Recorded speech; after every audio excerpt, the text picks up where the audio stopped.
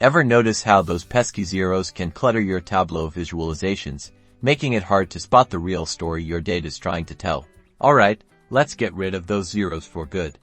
Today, we're diving into how to effectively filter them out in Tableau, so you can focus on what truly matters. Let's assume you have a table with a measure that is displaying zeros in a column and we want to eliminate these zeros. Step 1, we need to create a calculated field in the Tableau interface. Navigate to the Analysis tab at the top of the worksheet. Click on Create Calculated Field. This brings us to the Calculated Field editor. Give your new calculated field a descriptive name, like sales without zero. This keeps things organized. Now, let's construct our filtering formula. This will depend on which measures you want to filter, but usually it takes a if statement to check for zeros.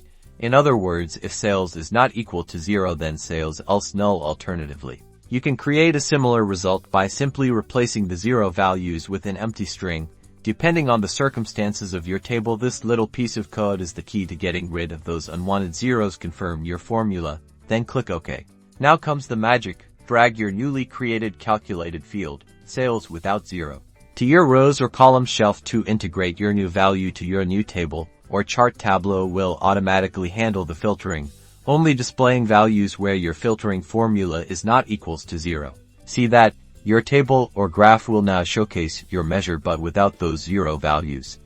This means clearer visuals, a more accurate story, and a much easier time analyzing your data. Now you can unlock the true value of your insights.